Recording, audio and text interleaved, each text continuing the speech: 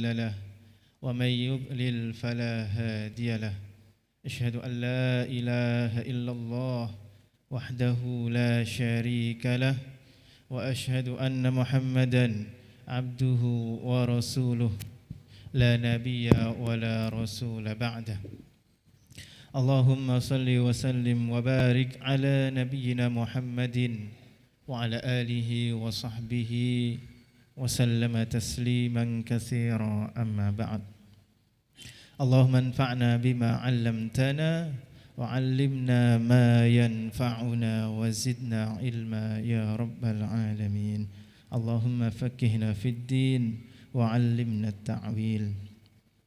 Bapak-bapak dan ibu-ibu jamaah Ahad pagi yang dirahmati Allah Subhanahu wa taala, tidak bosan-bosannya kita senantiasa mengucapkan rasa syukur kepada Allah Subhanahu wa taala karena masih memberikan kita kesehatan, kesempatan untuk ngaji Ahad pagi, ngaji Al-Qur'an, ngaos Al-Qur'an, baca hadis Nabi Muhammad sallallahu alaihi wasallam. Ini nikmat yang sangat besar dan kita harus senantiasa mensyukurinya. Harus disyukuri terus menerus. Karena napa? Tidak semua orang diberikan nikmat niki. Banyak yang lebih sehat, yang lebih kuat, lebih kaya, napa malih? Pokoknya lebih-lebih, tapi tidak diberikan Allah hidayah untuk belajar Al-Qur'an. Tidak diberikan oleh Allah kesempatan untuk mengkaji Al-Qur'an, untuk mengkaji syariat Allah, mempelajari hadis Nabi Muhammad sallallahu alaihi wasallam. Nikmat yang besar ini kita syukuri, semoga bisa menjadi sebab Allah Subhanahu wa taala memasukkan kita ke surganya. Amin ya rabbal alamin.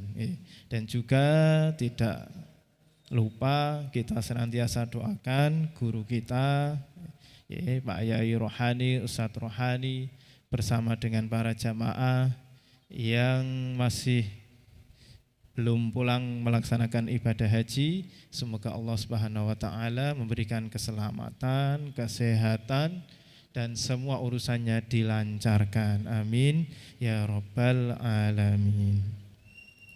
Bapak Ibu semua yang dirahmati Allah Subhanahu wa taala, setelah tadi belajar tahsin Al-Qur'an. Masya Allah. Tahsin Al-Qur'an diajari Ustadz Lukman, nada-nada yang aneh-aneh ya, Hijaz, malih. Nah, yang ngajarin sudah Masya Allah tinggi, yang menirukan, ayo bareng-bareng, yang keluar suaranya Ustadz Lukman lagi, Masya Allah. Ya itu napa-napa, tapi semangat untuk belajar Al-Qur'an ini yang jangan sampai luntur. Urusan bisa enggak bisa, saged mboten saged, niku takdir saking Allah. Niku udah bagian dari Allah. Tapi semangat untuk belajar Al-Qur'an jangan sampai luntur, jangan sampai lesu. Kita harus senantiasa belajar Al-Qur'an. Maka perintahnya itu kalau di hadis Nabi, khairukum man ta'allamal Qur'an. Bukan khairukum alimul Qur'an, enggak, tapi man ta'allamal Qur'an. Siapa yang belajar Al-Qur'an. Nah, itu harus kita pahami ya. Jadi semangat untuk belajar Al-Qur'an harus kita jaga. Walaupun banyak ujian, gitu. Capek, serak, napa malih. Bosen belajar nadanya mboten saged-saged, nggih. Napa niku makhrote ken muni dho malah dados napa dho. Nah, susah.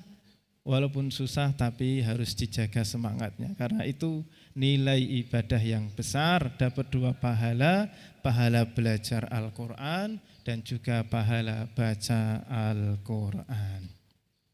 Bapak Ibu yang dirahmati Allah Subhanahu wa taala, Di pertemuan yang lalu itu sebelum Idul Adha kemarin kita sudah belajar surat Al-Ikhlas.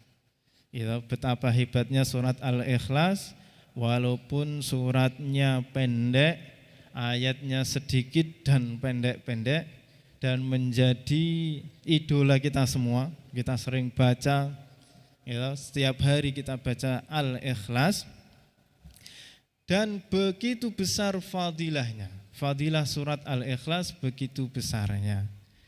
Maka hari ini insya Allah kita akan mempelajari pasangannya surat Al-Ikhlas. Kalau kita sholat, biasanya rakaat 2 surat Al-Ikhlas. Rakaat pertama surat apa? Al-Kafirun. Insya Allah hari ini kita mempelajari murojaah lagi mengenai surat Al-Kafirun. Dan kemudian mungkin ini murojaah sedikit surat Al-Ikhlas. Jadi surat Al-Ikhlas ini pendek, namun ini bisa menjadikan sebab kita masuk ke surganya Allah. Jadi ada sahabat yang hadis itu yang sering kita ulang-ulang hadisnya. Beliau itu kalau sholat mesti enggak pernah lepas dari surat Al-Ikhlas. Sampai orang-orang janggal, oh ini kok bacanya Al-Ikhlas gitu kan. Yang orang ini kok baca surat Al-Ikhlas terus. Maka ditanya oleh Rasulullah apa penyebabnya? Dan apa kata Rasulullah? Hubbuka iyyaha adkhalakal jannah. Jadi cintamu kepada surat Al-Ikhlas menyebabkan Allah memasukkanmu ke surga. Jadi ini cinta kepada surat Al-Ikhlas. Maka surat Al-Ikhlas sering dibaca oleh Rasulullah, juga sering kita baca, kita ngikuti Rasulullah Shallallahu Alaihi Wasallam. Juga ketika sholat, diantaranya sholat qobliyah subuh, yaitu Rasulullah Shallallahu Alaihi Wasallam ketika rakaat pertama baca surat Al-Kafirun, rakaat kedua baca surat Al-Ikhlas. Ketika sholat maghrib, Rasulullah baca surat Al-Kafirun. Di riwayat hadis yang lain, terkadang Rasulullah baca surat Al-Kafirun, rakaat pertama, rakaat kedua baca surat Al-Ikhlas. Nah ini menunjukkan walaupun ayatnya sedikit, suratnya pendek, namun mempunyai fadilah yang sangat besar sekali. Maka hari ini kita bahas mengenai surat Al-Kafirun. Nah ini Masya Allah suratnya Allah Subhanahu wa ta'ala dawuh, a'udzubillahi minasyaitonirrajim, qul ya ayyuhal kafirun la a'budu ma ta'budun wala antum 'abiduna ma a'bud wala ana 'abidum ma abattum wala antum 'abiduna ma a'bud lakum dinukum waliyadin. Nah, ini walaupun di surat Al-Kafirun hanya ada 6 ayat, tapi enten ayat yang mirip. Ayat ke-3 dan juga ayat ke-5 sama persis. Wala antum abiduna ma a'bud. Nah, niki biasanya enten kasus mau surat Al-Kafirun. Nah, startnya niku mulainya niku pede tapi mboten sampai finish, muter terus nih. Nah, niki sing guyu niki biasanya pernah nglampahi niki nggih. Kadang balik malah. Wala antum abiduna ma a'bud wala ana abidum ma abattum wala antum abiduna ma a'bud wala ana abidum ma abattum, muter gak barbar nggih. Nah, niku biasanya kalau jadi imam awal-awal mungkin baru belajar baca surat Al-Kafirun. Keder bahasane niku, keder. Grogi sisan. Nah, niki biasanya muter-muter. Namun niki Masya Allah walaupun ayatnya sama, tapi maknanya niku hebat sekali. Suratnya pendek, ayatnya sedikit, ayatnya juga pendek-pendek. Bapak Ibu yang dirahmati Allah Subhanahu wa ta'ala, maka seperti biasa surat Al-Kafirun ketika kita membahas surat dalam Al-Quran, namanya niku bukan hanya satu saja. Surat Al-Kafirun, kemarin surat Al-Ikhlas, namanya bukan hanya surat Al-Ikhlas, tapi ada nama Qul huwallahu ahad. Nah, kalau kita biasanya pakai kulhu, ya, gitu. Surat Qul huwallahu ahad. Yang pertama namanya Al-Kafirun. Surat Al-Kafirun nama yang tauqifi, yang datang dari Rasulullah, dan itu dapat wahyu dari Allah Subhanahu wa taala, namanya surat Al-Kafirun. Dan ini nama yang paling populer di mayoritas mushaf, di mayoritas Al-Qur'an niku ditulis dengan nama Al-Kafirun. Kenapa? Karena di ayat pertama ada kata Al-Kafirun. Kemudian nama yang kedua niku nama Qul ya ayyuhal kafirun. Nah, lebih lengkap. Kados Al-Ikhlas kemarin namanya Qul huwallahu ahad. Al-Kafirun juga namanya Qul ya ayyuhal kafirun. Karena ini juga di hadis Nabi Muhammad sallallahu alaihi wasallam disebutkan, kana Nabi yaqra'u fil maghrib Qul ya ayyuhal kafirun wa qul huwallahu ahad. Jadi Nabi mboten hanya nyebut Al-Kafirun enggak, tapi Qul ya ayyuhal kafirun. Nah, niki nama yang tauqifi, yang datangnya dari Nabi Muhammad sallallahu alaihi wasallam. Niki dua nama niki Al-Kafirun dan Qul ya ayyuhal kafirun. Namun ada nama-nama ijtihadi, nama yang diberikan para ulama, terutama ulama tafsir, kepada surat Al-Kafirun. Yang pertama namanya Suratul Muqashqashah. Wah, ini asing mesti. Muqashqashah. Nulis mawon susah nih, gitu. Muqashqashah. Jadi artinya nih surat yang kita umat Islam disuruh untuk berlepas diri dari kesyirikan dan kemunafikan. Maka namanya Muqashqashah. Nah, susah. Mboten saja hafal nggih, mungkin ndak ngarep mboten saged tilem. Muqashqashah. Yang penting nate ngrungu mawon. Nah, pernah dengar saja. Muqashqashah. Namanya Qul ya ayyuhal kafirun. Kenapa dinamakan Muqashqashah tadi? Li'annaha taqishu minan nifaq wasyirk. Jadi karena orang yang membaca surat ini dan memahami surat ini dan mengamalkan kandungan surat ini, dia akan terbebas dari kenifakan, kemunafikan dan juga kesyirikan. Nah, maka namanya Muqashqashah. Dan kemunafikan di sini, yang dimaksud di sini bukan kemunafikan amali. Jadi munafik itu enten kalih. Munafik i'tiqadi, munafik amali. Jadi kalau i'tiqadi berkaitan dengan keyakinan. Ada orang, enten orang secara zahir niku menampakkan keislaman, derek salat, baca syahadat, mungkin baca Al-Qur'an, tapi hatinya dia kafir, dia tidak beriman kepada Allah Subhanahu wa taala. Namun kita harus menghukumi dia Muslim karena secara zahir dia Islam. Ada kemarin yang ngaji di Gajah Mada bahwa Usamah bin Zaid bin Sabit, bukan Usamah bin Zaid niki anaknya anak napa niku? Anak angkat Rasulullah. Niku membunuh orang kafir yang kepepet. Pokoknya sudah ketika dalam peperangan Usamah dan sahabatnya niku sudah mengepung satu orang ini. Sudah pedang di leher. Orang kafir tadi tiba-tiba ngomong asyhadu alla ilaha illallah wa asyhadu anna muhammadar rasulullah.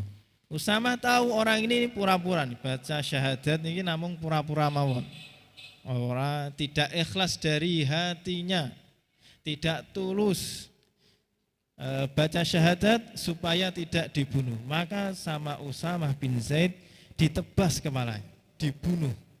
Karena tahu itu menurut Usamah itu bohong syahadatnya. Tapi sama Rasulullah diperingatkan keras, dimarahi oleh Rasulullah Shallallahu Alaihi Wasallam. Sampai Rasulullah dawuh niku, apakah kamu sudah membuka hatinya bahwa dia mengucapkan syahadat tidak karena Allah. Maka secara zahir ketika ada orang munafik i'tiqadi, secara zahir dia menunjukkan keislaman, maka kita hukumi dia Islam, dia Muslim, namun masalah keyakinannya itu urusan dia dengan Allah Subhanahu wa ta'ala. Maka kita enggak boleh menghukumi orang. Melihat orang, ketoke Islam, mau masuk Islam mencurigakan karena nikah, karena apa?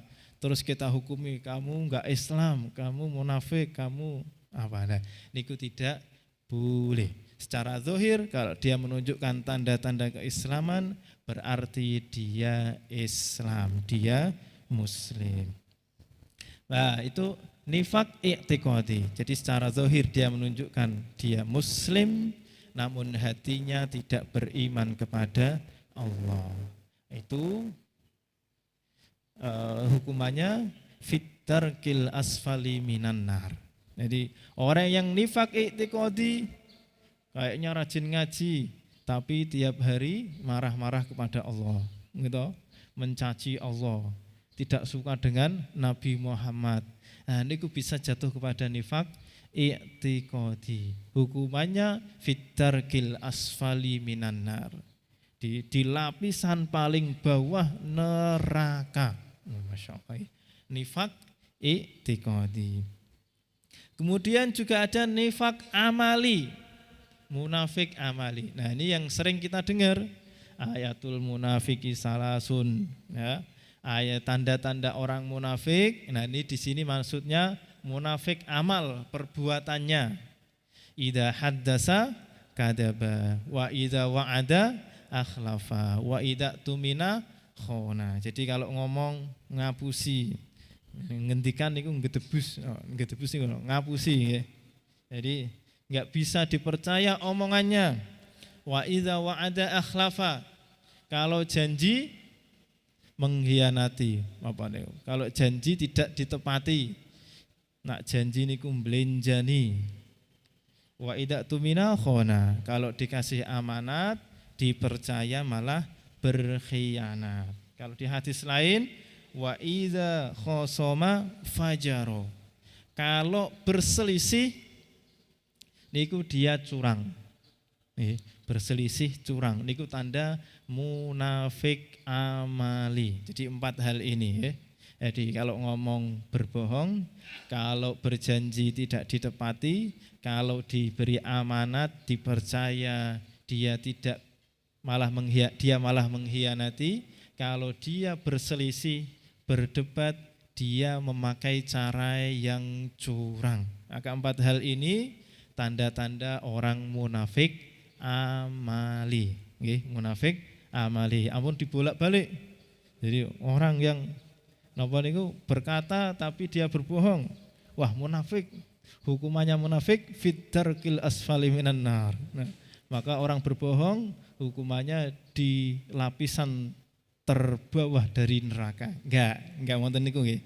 Yang fitarkil asfali minan nar niku adalah munafik i'tiqadi. Nah, niku enten alarm ya. Timun 8:30 alarm wae. Nggih, niku alarm berarti kalau niku berarti udah 8:30. Niku munafik amali. Nah, kalau kita melihat diri kita, kira-kira 4 hal ini sudah ada pada diri kita belum? Kadang berbohong, nggih napa mboten? Kadang kalau janji niku tidak ditepati. Janji mau berkunjung malah mboten rawuh. Janji mau ikut ngaji enggak hadir ngaji. Janji napa tidak ditepati.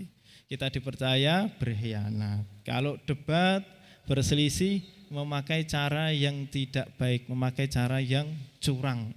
Nah, ini tanda-tanda munafik. Kalau kita lihat kan, wah kok udah ada pada diri kita semua ya. Gitu. Itu kadang kita kan suka bohong. Kadang bapak-bapak ngapusi ibu-ibu gitu. Ibu-ibu berbohong dengan kali bapak-bapak. Nah, terutama bohong ya, kita sering berbohong. Maka kita introspeksi diri. Jadi kalau sudah tahu 4 hal ini tanda munafik amali, ini enggak baik, maka kita harus menjauhinya semaksimal mungkin. Ampun suka bohong. Jadi jangan sampai orang muslim itu terkenal.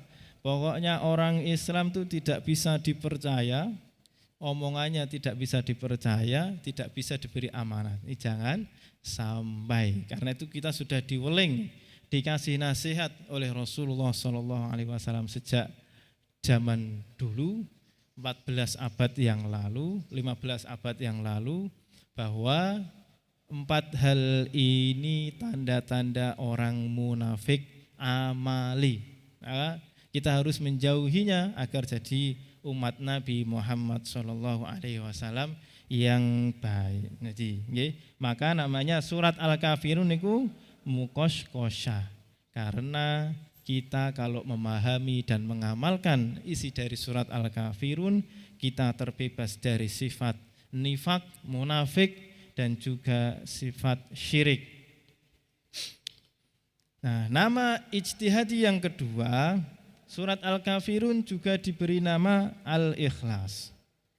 Jadi bukan hanya Qul huwallahu ahad yang dapat nama surat Al-Ikhlas, tapi surat Al-Kafirun juga mendapat diberikan, disematkan kepada surat Al-Kafirun nama yang namanya surat Al-Ikhlas. Nah, kenapa? Annahu minha ikhlasul ibadah waddin. Jadi kalau di surat Al-Ikhlas, surat Qul huwallahu ahad, niku dinamakan Al-Ikhlas karena di dalamnya kita disuruh mengikhlaskan, memurnikan tauhid kita kepada Allah. Cara kita memurnikan, menauhidkan Allah Subhanahu wa taala secara murni di surat Al-Ikhlas. Kalau di surat Al-Kafirun itu adalah bagaimana kita diajarkan untuk memurnikan ibadah kita itu hanya kepada Allah Subhanahu wa taala.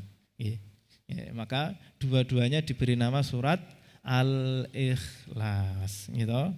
Jadi jangan napa niku ampun kaget kalau surat Al-Kafirun ada orang menamakan surat Al-Ikhlas. Kenapa? Karena di dalamnya kita diajarkan untuk memurnikan ibadah hanya kepada Allah Subhanahu wa ta'ala. Ini mengenai nama surat Al-Kafirun. Surat Al-Kafirun. Kemudian mengenai fadilah surat Al-Kafirun. Nah, ini yang kita tunggu-tunggu ya. Jadi surat yang sering kita baca, kira-kira niku fadilahnya napa? Nah, kita harus tahu. Surat Al-Ikhlas kemarin apa fadilahnya? Sepertiga Al-Quran. Sepertiga Al-Quran. Kalau surat Al-Kafirun, ini hadisnya kita baca, an Anas bin Malik radhiyallahu anhu anna Rasulullah sallallahu alaihi wasallam Dari sahabat Anas bin Malik, Rasulullah Shallallahu Alaihi Wasallam niku berkata kepada salah satu sahabat beliau, hal tazawwajta ya fulan. Nah, niki kepada sahabat Nabi yang sudah usia menikah tapi mboten nikah-nikah. Nah, ditanya oleh Nabi, apakah kamu sudah menikah? Jawabnya, la wallahi ya Rasulullah, wala indi ma atazawwaju bihi. Belum ya Rasulullah, saya tuh enggak punya apa-apa untuk bekal nikah. Tidak punya apa-apa untuk dibuat mahar menikah. Maka Rasulullah tuh enggak nanya, oh itu tanahmu, kebunmu, napa malih, ontamu, sapimu, mboten. Apa kendaraanmu? Tidak, tapi karena Rasulullah tahu orang ini orang miskin, enggak punya apa-apa. Tapi orang ini, sahabat ini, dia bisa ngaji, bisa Al-Quran. Maka jawaban Rasulullah, alaisa ma'aka qul huwallahu ahad. Bukankah kamu punya hafalan qul huwallahu ahad, surat Al-Ikhlas? Bala. Nah, punya qul huwallahu ahad kok enggak wani nikah gitu kan. Jadikan mahar surat Al-Ikhlas. Kenapa? Sulusul Quran. Surat Al-Ikhlas itu sepertiga Al-Quran. Kemudian Rasulullah SAW dawuh malih, alaisa ma'aka idza jaa nasrullahi wal fath. Bukankah kamu sudah hafal surat An-Nasr? Idza jaa nasrullahi wal fath. Jawabnya, bala, qala rubu'ul Quran. Itu seperempat Al-Quran. Nah, ini dawuh Rasulullah. Kemudian tambah lagi oleh Rasulullah, alaisa ma'aka qul ya ayyuhal kafirun. Bukankah kamu dah hafal Al-Kafirun? Bala, nggih ya Rasulullah. Iya ya Rasulullah. Maka Rasulullah jawab, rubu'ul Quran. Al-Kafirun itu seperempat Al-Quran. Terus Rasulullah dawuh malih, alaisa ma'aka idza zulzilatil ardu. Bukankah kamu dah hafal surat Zalzalah? Idza zulzilatil ardu zilzalaha. Qala bala. Nggih ya Rasulullah. Jawabnya rubu'ul Quran. Maka Rasulullah dawuh tazawwaj. Wis nikah kono, kawin no. Ya, kalau sudah hafal Al-Ikhlas, terus hafal An-Nasr, hafal Al-Kafirun, hafal Zalzalah, harus berani nikah. Jadi ini juga pelajaran penting bagi kita. Jadi kalau kita menemui orang soleh, gitu, menemui pemuda soleh, pokoknya orang laki-laki soleh siap nikah, tapi kok enggak punya duit, mboten gadah mahar, mboten gadah nopo, tapi dia hafal Al-Quran, hafal beberapa surat Al-Quran, orangnya soleh, maka kita harus mempermudah sebagai pihak wanita, mungkin wali atau orang tuanya. Nah ini kinten-kinten jadi kan siap mboten punya mantu pinter ngaji Al-Quran tapi mboten gadah arto.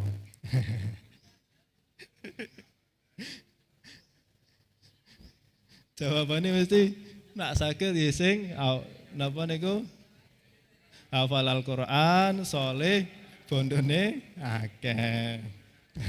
Niku pengene kita semua ya. Tapi yang jelas niku perintah Nabi, kalau orang soleh, jadi orang soleh datang melamar anak kita yang punya anak perempuan, dilamar orang soleh, maka itu kalau cocok ya harus diterima. Di hadis niki suruh maharnya hanya surat Al-Kafirun, surat Al-Ikhlas, bukan surat Al-Baqarah sing panjang enggak, tapi surat Al-Kafirun, Al-Ikhlas, An-Nasr. Maka ini fadilah surat Al-Kafirun, seperempat Al-Quran. Insyaallah. Jadi pahalanya itu seperempat Al-Quran. Ini seperti surat Al-Ikhlas kemarin. Yang dimaksud sepertiga Al-Quran, bisa pahalanya niku sepertiga Al-Quran, seperti baca sepertiga Al-Quran, bisa bermakna, ada ulama yang memaknai sepertiga Al-Quran maksudnya makna dari sepertiga Al-Quran. Begitu juga surat Al-Kafirun niki. Seperempat Al-Quran berarti seperempat makna Al-Quran ada di dalam surat Al-Kafirun. Karena isinya memurnikan ibadah, menafikan syirik. Jadi kita berlepas diri dari syirik, kemunafikan, dan memurnikan ibadah hanya kepada Allah Subhanahu wa ta'ala. Nggih, niki fadilah surat Al-Kafirun. Kemudian fadilah lainnya nggih. An Furwah bin Naufal annahu atan Nabiy sallallahu alaihi wasallam. Nah, niki Furwah bin Naufal datang kepada Nabi Muhammad sallallahu alaihi wasallam nyuwun diajari sesuatu yang harus dia baca ketika mau tidur. Alimni syai'an aquluhu idza awaitu ila firasyi. Ajari aku bacaan kalau mau tidur ya Rasulullah. Maka Rasulullah niku ngajarinya Iqra qul ya ayyuhal kafirun. Suruh baca surat Al-Kafirun. Fa innaha bara'atun minasyirk. Karena surat Al-Kafirun adalah berlepas diri dari kesyirikan. Okay. Jadi di antara sunnah sebelum tidur niku baca surat Al-Kafirun. Jadi kalau mau diamalkan semua doa-doa, bacaan-bacaan sebelum tidur niku panjang nggih. Gitu. Al-Kafirun, napa neh? Al-Ikhlas, Al-Falaq, An-Nas, surat Al-Mulk. Surat akhir surat Al-Baqarah. Wah, mungkin jenengan mboten sios tilem, tapi diamalkan sesuai dengan kemampuan. Jadi bisa digonta-ganti mungkin sesuai dengan kebutuhan. Jadi kalau hatinya ragu dengan syariat, kok ibadah agak berat, ya baca surat Al-Kafirun. Qul ya ayyuhal kafirun la a'budu ma ta'budun. Nah, ngoten nggih. Kemudian di antara yang menunjukkan surat Al-Kafirun niki mulia atau spesial, istimewa karena Rasulullah Shallallahu alaihi wasallam niku membaca surat Al-Kafirun dan Al-Ikhlas ketika sholat qobliyah subuh. Nah, diulang-ulang oleh Nabi tiap hari bacanya itu. Atau kadang surat yang lain diuraian lain, tapi sering baca surat Al-Kafirun, Al-Ikhlas. Maka ini menunjukkan surat Al-Kafirun niku mempunyai keistimewaan. Jadi surat Al-Kafirun niku seperempat Al-Quran, gitu. Bisa bermakna pahalanya seperempat Al-Quran, seperti membaca seperempat Al-Quran. Namun juga bisa kita maknai seperempat makna Al-Quran ada pada surat Al-Kafirun. Jadi surat Al-Kafirun. Kemudian apa penyebab surat Al-Kafirun diturunkan kepada Rasulullah Shallallahu alaihi wasallam? Jadi ada penyebab atau namanya asbabun nuzul, sababun nuzul. Sebab turunnya surat Al-Kafirun. Jadi, nah ini ada dua hadis yang meriwayatkan membicarakan mengenai sebab turunnya surat Al-Kafirun. Yang pertama, orang-orang Quraisy da'at Rasulullah sallallahu alaihi wasallam ila an yu'tuhu malan fayakunu aghna rajulun bi Makkah wa yuzawwijuhu ma arada minan nisa. Faqalu hadzalaka ya Muhammad. Nah, jadi orang-orang Quraisy, pembesar-pembesar Quraisy, kafir Quraisy niku datang kepada Nabi Muhammad sallallahu alaihi wasallam. Jadi ketika Nabi dakwah di Mekah, di masih masa-masa awal dakwah, orang-orang Quraisy niku datang kepada Rasulullah sallallahu alaihi wasallam. Memberikan tawaran-tawaran negosiasi, ngajak negosiasi. Jadi yang pertama ditawari, ya Muhammad, kamu akan kami berikan harta kami, beberapa di antara harta kami, sehingga kamu menjadi aghna rajulin bi Makkah. Kamu menjadi orang yang paling tajir, paling kaya se-Mekah. Nah, ini penawaran yang menggiurkan ya. Kalau kita ditawari, Pak, jenengan wis gak sah ngomong masalah agama, sing penting meneng. Mengke kula tumbaske Pajero 5. Wah, ngeten. Kira-kira milih meneng napa tetap dakwah nih. Nah, ini Rasulullah ini ditawari konten. Karena beliau mendakwakan tentang ibadah kepada Rasul, kepada Allah Subhanahu wa taala. Gitu. Harus tauhid, harus ibadah itu hanya kepada Allah. Niku tawari ngoten. Wis Muhammad, kamu diam saja, enggak usah dakwah.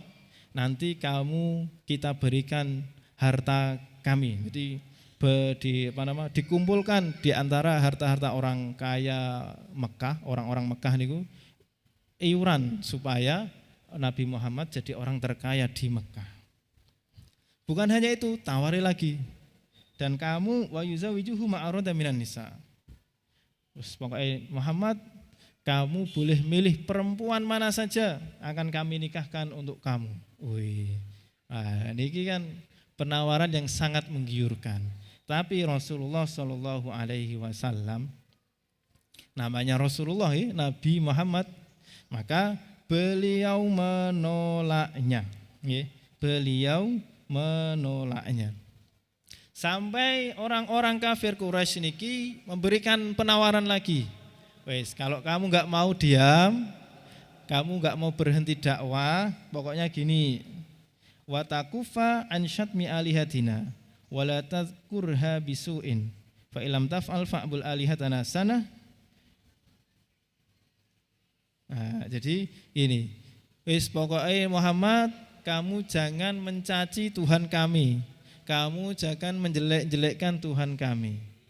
Kalau kamu mau kita kompromi, gitu, politik kompromi dari orang-orang kafir Quraisy kepada Nabi Muhammad, jadi dikompromikan setahun kamu menyembah Tuhan kami, setahun kemudian kami menyembah Tuhan kamu. Wah, ini kan Masya Allah, kompromi dari zaman Nabi Muhammad Sallallahu Alaihi Wasallam. Dan kompromi ini bukan kompromi yang baik, tapi kompromi yang jelek. Maka turunlah ayat ini, Kul ya ayyuhal kafirun. Nabi suruh terang-terangan menolak, memberi sikap dengan tegas.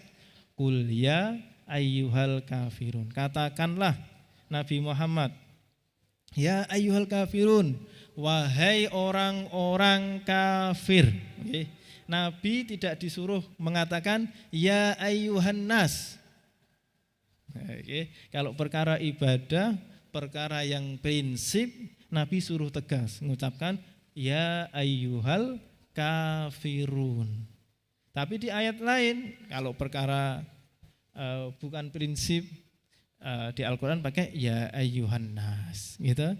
Tapi ini perkara prinsip, mereka sudah orang-orang kafir Quraisy mencoba membujuk Nabi, maka Nabi disuruh membuat sikap tegas oleh Allah Subhanahu wa taala. Suruh mengatakan kul ya ayyuhal kafirun la a'budu ma ta'budun. Aku tidak akan menyembah apa yang kamu sembah. Maka di sini pakai la a'bud. Jadi pakai fi'il mudhari'. Fi'il mudhari' niku berarti maknanya sekarang dan yang akan datang. Jadi la a'budu, saat ini saya tidak akan menyembah Tuhanmu, besok juga tidak, tahun depan juga tidak, selamanya juga tidak akan menyembah Tuhanmu. Nah, niku maknanya la a'budu ma ta'budun. Maka disuruh memberikan sikap yang tegas kalau mengenai hal yang prinsipil. Nah, ini. Kemudian sebab yang kedua, di hadis yang kedua ini disebutkan tokohnya. Yang pertama niku Al-Walid bin Mughirah. Nah, ini pembesar kafir Quraisy. kemudian juga As bin Wa'il, ini juga pembesar orang Quraisy, Aswad bin Abdul Muttalib, Umayyah bin Khalaf. Nah, ini sama intinya, mereka berempat mendatangi Nabi Muhammad, ngajak negosiasi masalah ibadah. Ya Muhammad, halumma fal na'bud ma ta'bud wa ta'bud ma na'bud wa nashtariku nahnu wa anta fi amrina kulli. Nah, jadi Muhammad, kita saling nyembah Tuhan. Kamu nyembah Tuhanku, kami nyembah Tuhan kamu. Nah, ini maka ditolak dengan tegas oleh Rasulullah Sallallahu Alaihi Wasallam. Walaupun tawaran yang diberikan menggiurkan, harta yang melimpah, wanita, kedudukan ditawarkan kepada Rasulullah Sallallahu Alaihi Wasallam. Tapi Rasulullah bisa menolaknya karena dilandasi iman. Maka kita umat Rasulullah Sallallahu Alaihi Wasallam, jika terkadang kok mengalami situasi seperti ini, gitu, kita dinegosiasi untuk melakukan hal-hal yang tidak sesuai dengan syariat, ya kita ingat-ingat ini, Nabi ditawari tapi bisa menolak. Masa kita umatnya Nabi Muhammad tidak bisa menolak. Bapak Ibu yang dirahmati Allah Subhanahu wa taala, maka inti dari surat Al-Kafirun niki adalah takrir tauhid. Jadi mengesahkan Allah Subhanahu wa taala. Wal bara'ah minasyirki wal kufri wad dhalal. Kita disuruh untuk berlepas diri dari perbuatan syirik, kufur dan kesesatan. Wal ikhlas fil amal lillah. Dan mengerjakan sesuatu itu hanya karena Allah Subhanahu wa taala. Maka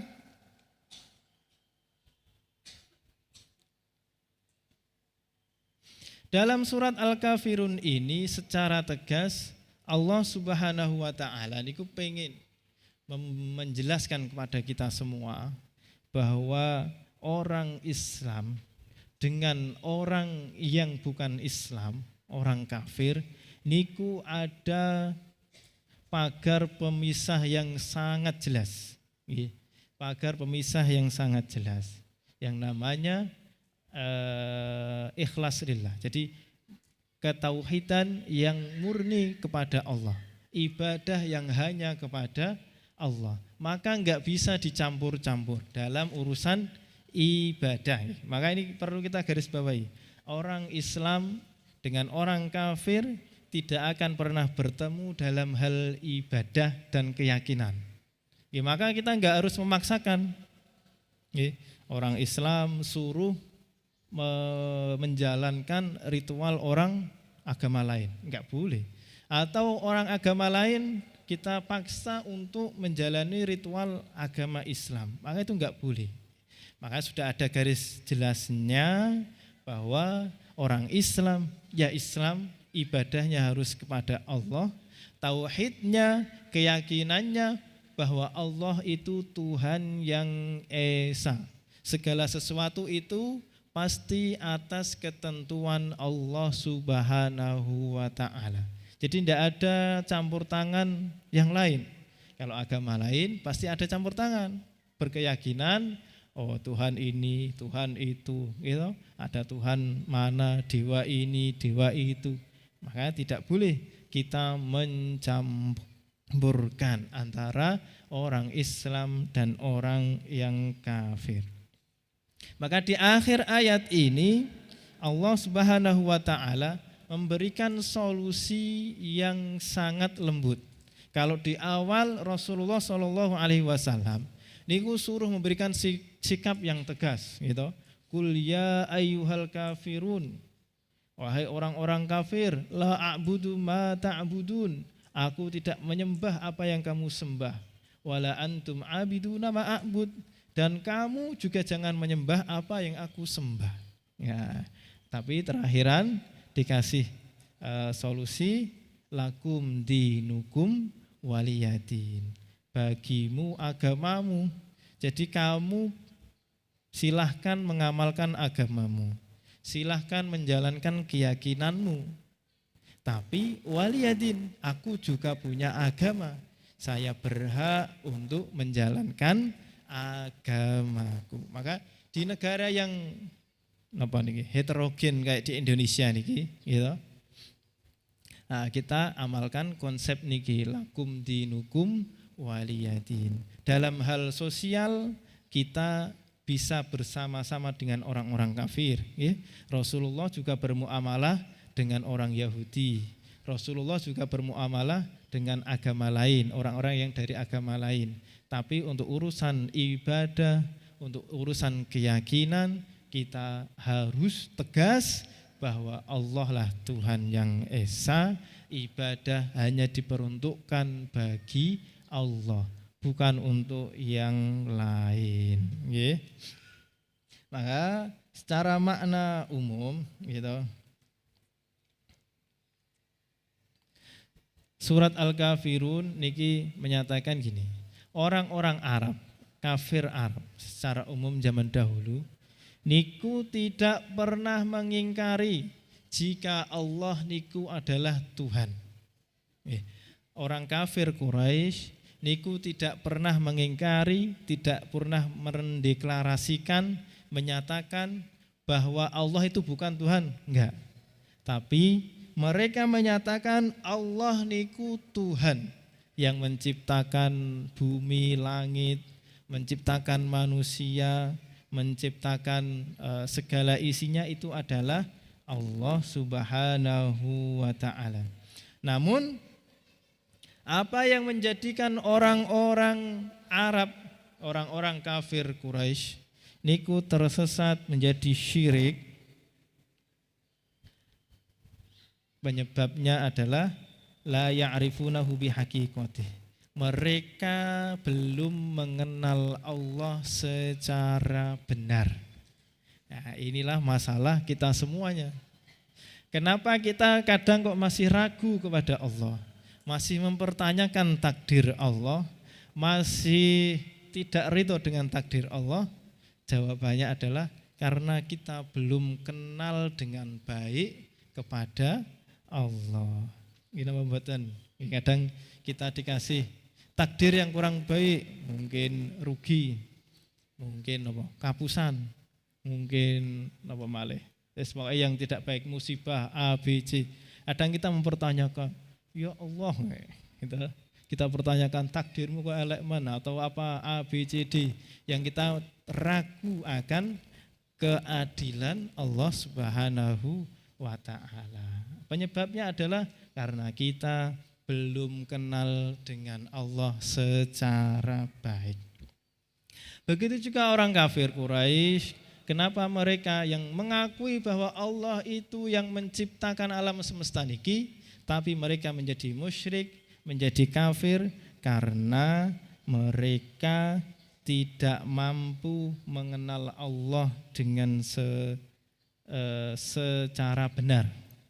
Dan mereka tidak mampu memuliakan Allah sebagaimana mestinya. Nah, jadi Allah Subhanahu wa ta'ala niku wajib kita muliakan sebagaimana mestinya, harusnya Allah kita muliakan. Allah itu Maha Esa, maka tidak layak jika kita menyandingkan sekutu bagi Allah Subhanahu wa ta'ala. Apapun itu bentuknya. Apapun itu bentuknya. Maka dalam surat Al-Ikhlas kemarin kita pelajari Allahus Somad. Allah itu tempat bergantung. Segala sesuatu itu terjadi jika atas izin Allah. Segala sesuatu itu terjadi jika atas ACC diridhoi oleh Allah Subhanahu wa ta'ala. Maka kita enggak boleh menyandingkan yang menentukan adalah apa? Uang. Nah, itu enggak. Terkadang kan kita masih gitu. Kita kadang masih menyandingkan antara Allah dengan dunia. Yang menentukan sehat niku obat napa Allah. Kita bilang Allah niku gambir, tapi ketika praktek, ketika Kadang keyakinan kita yang membuat sehat niku adalah obat, yang membuat sehat niku adalah dokter. Nah, niku keyakinan yang salah. Yang membuat kita cukup itu adalah uang atau Allah? Allah. Nah, niku nggih. Maka menyandingkan sesuatu dengan Allah niku namanya syirik. Nggih, syirik. Jadi maka kesyirikan itu bisa timbul dari mana aja. Bukan hanya kita, kalau orang dulu niku napa niku pakai keris.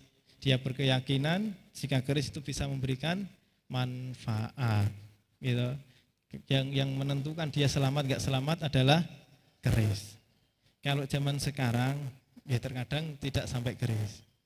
Kita HP. Ya, HP terkadang orang merasa tidak nyaman, merasa bakal rugi, bakal nopo malih. Tidak untung kalau tidak bawa HP.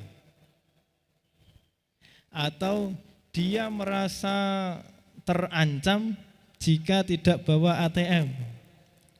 Nah, perasaan-perasaan tidak nyaman seperti itu, maka harus kita kita latihan untuk kita kurangi.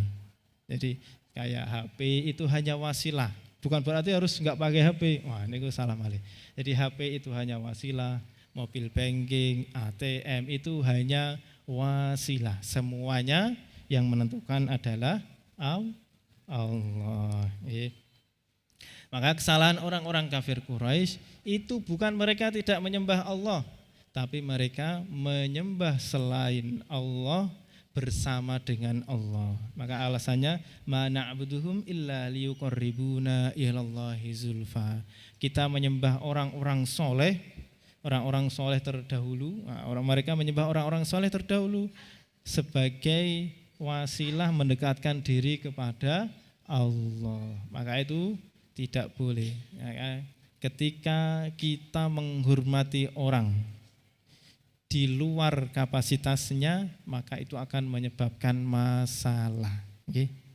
Sehebat apapun yang namanya manusia, sesoleh apapun manusia, itu tidak akan pernah sampai ke level Tuhan.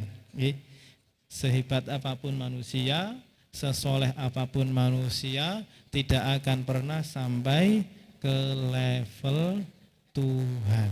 Maka kalau kita dengan orang soleh, dengan orang baik, bukan kita meminta kepada orang soleh, pada orang baik, tapi kita minta didoakan agar Allah memberikan kemudahan kepada kita. Nah, yang benar seperti itu.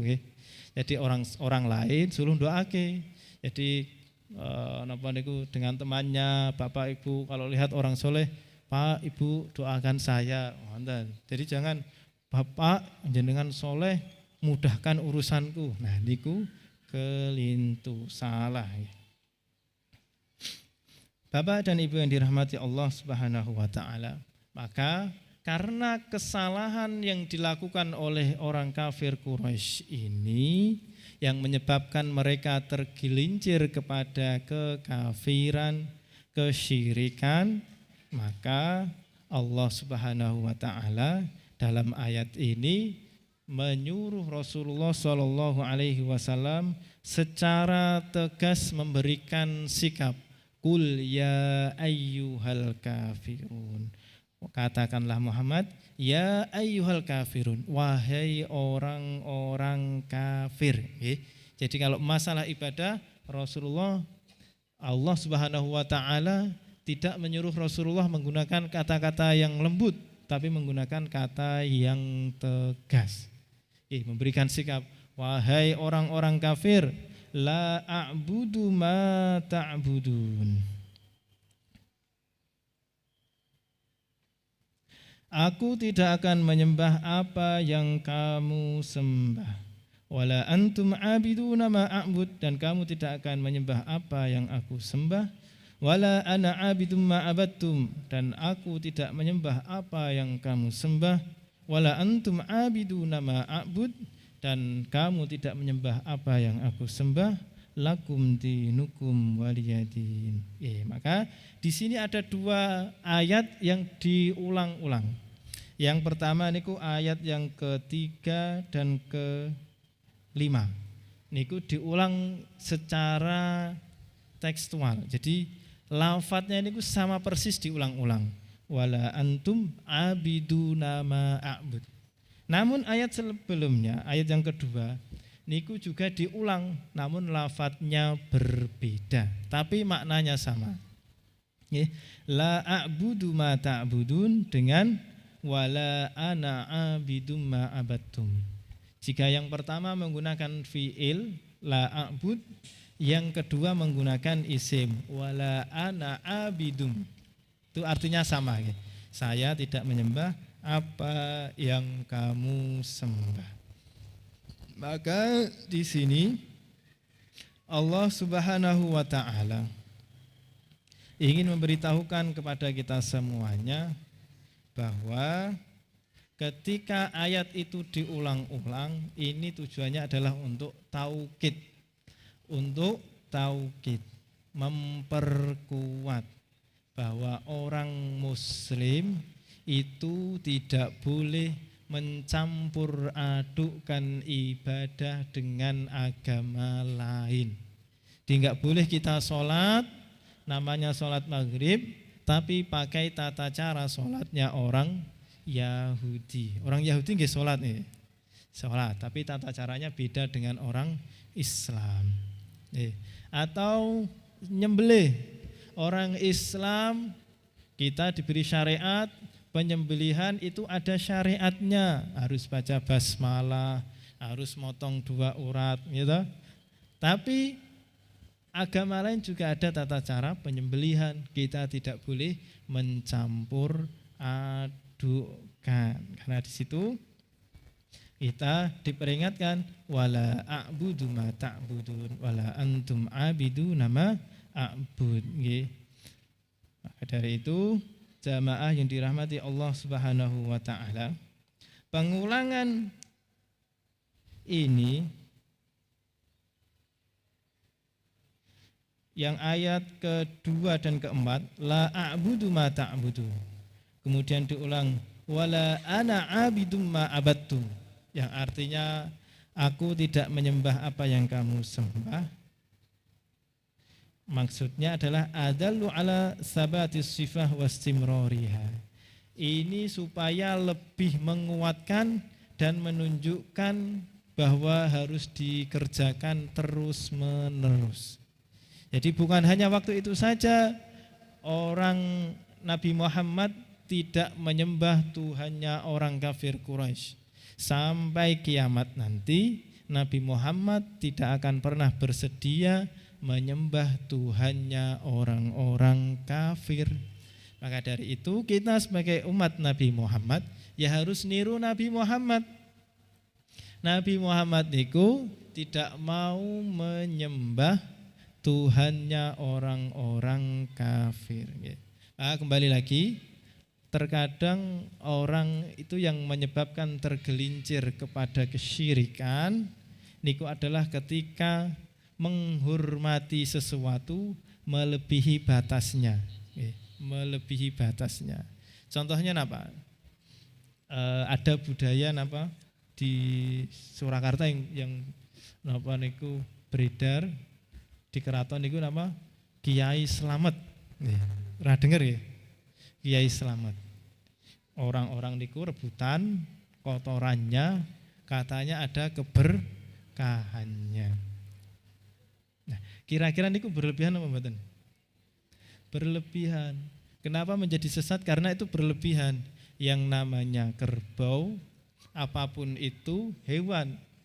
Kotoran hewan mesti kotor. Masa kotoran hewan berkah niku kalau kotoran hewan dibuat pupuk napa niku kompos, pupuk.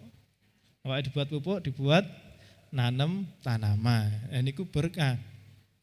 Tapi kalau keberkahan terus dibuat apa, mandi, dibuat minum, nah niku bentuk kesyirikan. Maka ya kita hormati hewan ya sebagaimana mestinya, tidak boleh melebihinya. Bahkan kalau manusia juga bisa ya.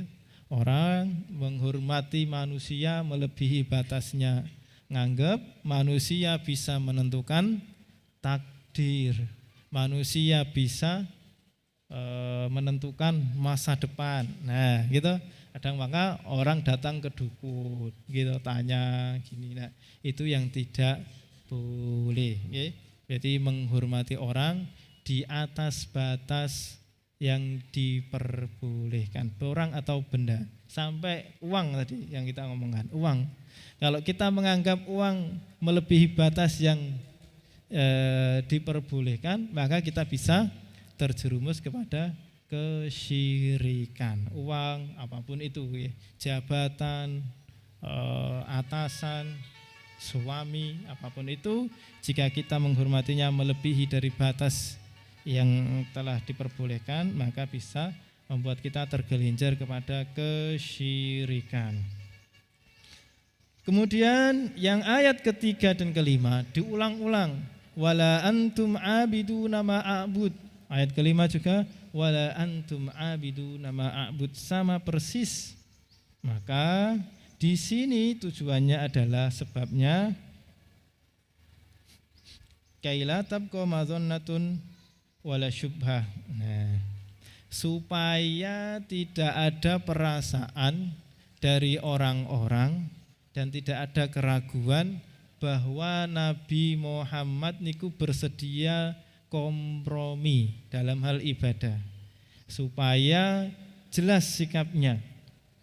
Tidak ada ruang untuk kompromi dalam hal ibadah, bahwa orang-orang kafir tidak akan pernah bisa, tidak akan pernah mampu untuk menyembah Allah sebagaimana orang Islam menyembah Allah, selama dia mempertahankan kesyirikan dan kekafirannya.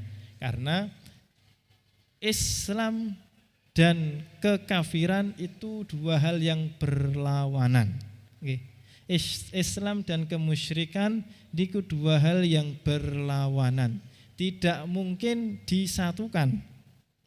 Tidak mungkin disatukan. Kemusyrikan Allah disembah dengan hal lain. Tapi Islam mengajarkan Allah harus disembah dan tidak ada sekutu bagi Allah. Maka tidak bisa disatukan. Maka tujuan tadi ayat yang ketiga dan kelima diulang supaya keraguannya hilang, supaya tidak ada prasangka-prasangka lagi bahwa Nabi Muhammad bersedia untuk kompromi. Namun sebagaimana tadi kita singgung sedikit, bahwa di awal ayat Rasulullah disuruh bersikap tegas, gitu. Qul ya ayyuhal kafirun. Yang tegas. La a'budu ma ta'budun. Aku enggak akan pernah nyembah Tuhanmu, wala antum abiduna ma a'bud, dan kalian enggak akan pernah mampu menyembah Tuhanku. Nah, ini kan sifat-sifat tegas ya. Wala ana abidum ma abattum. Aku enggak akan pernah nyembah Tuhan kalian. Wala antum abiduna ma a'bud, dan kalian tidak akan pernah menyembah Tuhanku. Nah, namun di akhir ayat Rasulullah Shallallahu Alaihi Wasallam disuruh untuk bersifat lebih lembut. Lakum dinukum waliyadin. Bagimu agamamu, bagiku agamaku. Namun yang perlu kita garis bawahi, yang perlu kita cermati, bahwa ini tidak menunjukkan Nabi itu ridho dengan kekafiran. Nabi itu senang dengan kemusyrikan. Mboten, itu hal yang berbeda. Jadi jangan sampai kita menggunakan ayat ini untuk mencampur adukkan agama.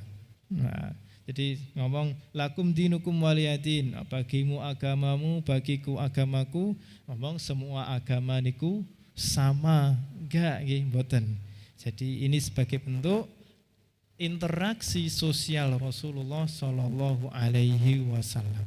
Ketika dalam bermasyarakat, kok masyarakatnya heterogen, berbeda-beda, maka kita gunakan ayat ini lakum dinukum waliyadin. Kita saling menghormati, kita jalankan agama kita masing-masing tanpa mengganggu satu sama lain.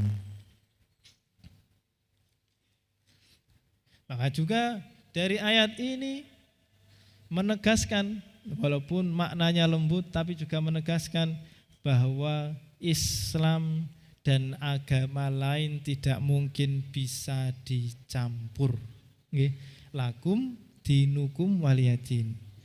Agama yang lain itu bagi pemeluknya, mau Nasrani, mau Yahudi, mau Buddha, mau Hindu, mau Konghucu, agama apapun, animisme, dinamisme, kepercayaan-kepercayaan itu bukan dari Islam, tidak bisa disatukan dengan agama Islam.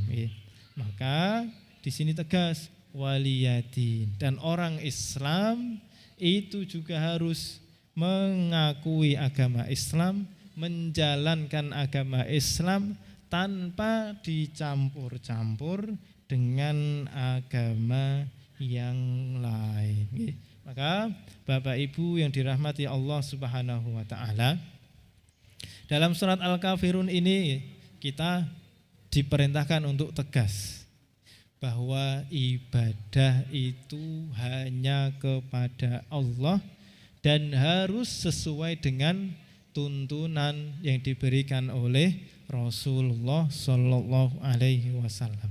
Tidak bisa kita mencampur aduk dalam hal ibadah. Kalau dalam hal budaya, dalam hal sosial, niku mungkin kita masih bisa bersama-sama. Tapi dalam hal ibadah tidak bisa kita mencampur adukkan antara yang tidak Islam dengan Islam. Maka kalau di surat Al-Ikhlas kita diperintahkan untuk memurnikan Allah, memahami Allah, gitu. Jadi surat Al-Ikhlas ini namanya juga surat Al-Ikhlas, memurnikan ketauhidan kepada Allah. Surat Al-Kafirun juga dinamakan surat Al-Ikhlas karena kita diperintahkan memurnikan ibadah hanya kepada Allah. Dan surat Al-Kafirun ini pahalanya, fadilahnya besar, 1/4 Al-Quran. Maka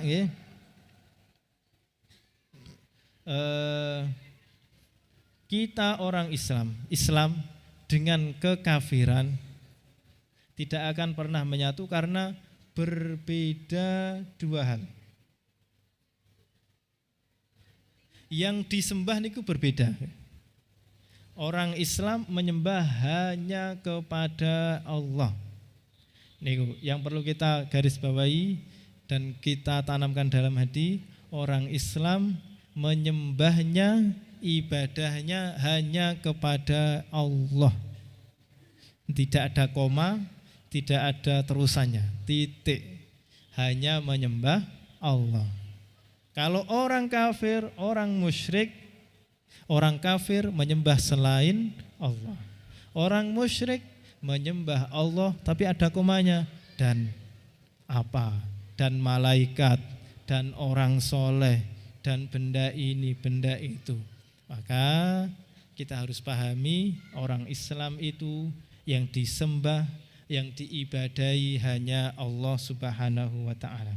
Kemudian yang kedua, mengenai ibadah. Maka orang Islam dengan orang selain Islam, orang kafir, orang musyrik tidak akan pernah bersatu karena ibadahnya niku berbeda. Jika orang beriman, orang Islam niku ibadahnya murni hanya kepada Allah dan sesuai dengan tata cara syariat yang dibawa oleh Rasulullah. Ingat, ibadah kita niku harus murni kepada Allah dan sesuai dengan tata cara yang diajarkan oleh Rasulullah Shallallahu Alaihi Wasallam. Kalau orang kafir, orang musyrik, itu mereka membuat syariat sendiri, membuat tata cara sendiri. Ya, niku perbedaannya. Ya, ibadah kita pelajari dari Rasulullah. Kalau orang musyrik mereka mengada-ngada sendiri, membuat tata cara sendiri. Ya. Mungkin niku kajian kita pada hari ini mengenai surat Al-Kafirun. Ya, kita amalkan, kita pahami, kita amalkan supaya kita benar-benar menjadi hamba Allah yang mukhlis, murni, memurnikan tauhid kepada Allah, memurnikan ibadah hanya kepada Allah Subhanahu wa taala.